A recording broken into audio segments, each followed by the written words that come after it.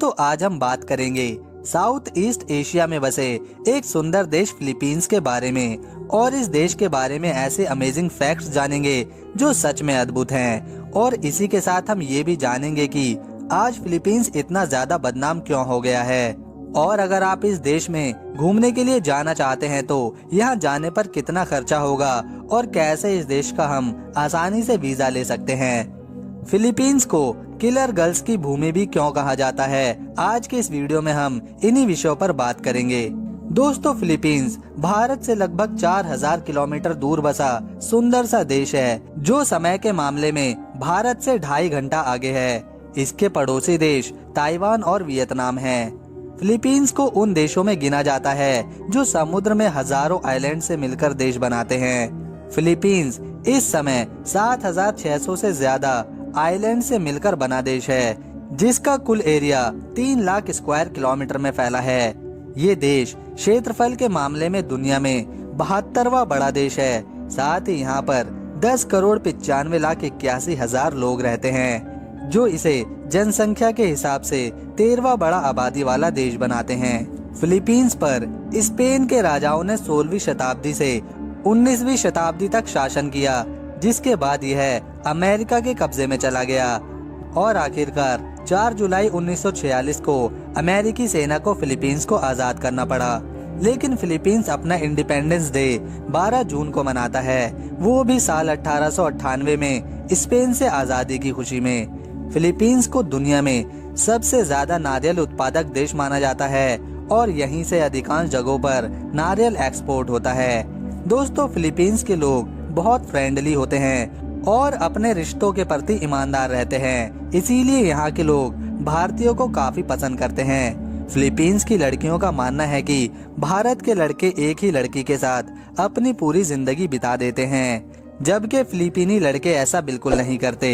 यहाँ की लड़कियाँ सोशल मीडिया पर काफी एक्टिव रहती हैं और फिलीपीनी लड़कियों का सबसे ज्यादा रिलेशनशिप फेसबुक के जरिए इंडिया के आदमियों से ही होता है। आपने खुद ही देखा होगा आपके फेसबुक अकाउंट में कोई ना कोई फिलीपींस की लड़की जरूर रहती होगी।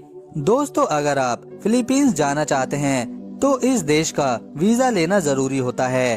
अगर आपके पासपोर्ट पर सिंगापुर का मल्टीपल एंट्री या डबल एंट्री टूरिस्ट वीजा लगा हुआ है तो फिर आपको फिलीपींस का 14 दिनों का वीजा ऑन अराइवल मिल जाएगा, जिससे आप इस देश में मनीला और सीबो जैसे सुंदर शहरों को सस्ते में घूम सकते हैं।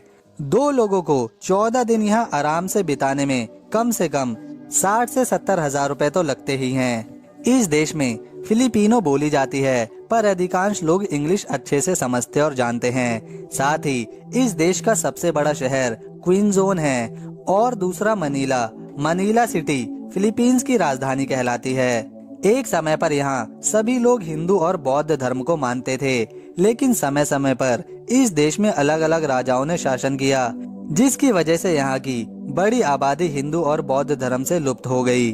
साथ ही क्रिश्चियन लोगों की गिनती बढ़ती चली गई और आज इस देश में लगभग 92% लोग क्रिश्चियन हैं, 6% मुस्लिम और 2% में अन्य धर्मों के मानने वाले हैं।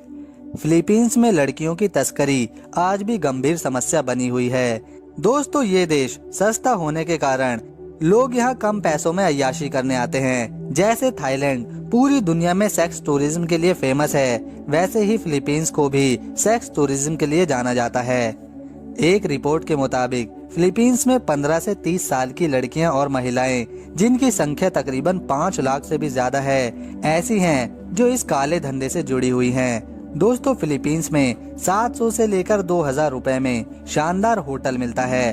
पब्लिक ट्रांसपोर्ट इस्तेमाल करने के लिए डेली के 300 रुपए चुकाने होते हैं और 100 रुपए से 300 रुपए में लोकल फिलीपीनी फूड अच्छे स्वाद के साथ आपका पेट भर देगा। फिलीपीनी लोग व्यवहार में काफी प्यारे और अच्छे होते हैं, वह सबसे मिलजुल कर रहते हैं। इस देश का official name Republic of Philippines है। यहाँ पर यूज होने वाली करेंसी को फिलीपीनी पीसो कहते हैं और एक फिलिपिनो पीसो भारतीय रुपए में 1.5 रुपए के बराबर है।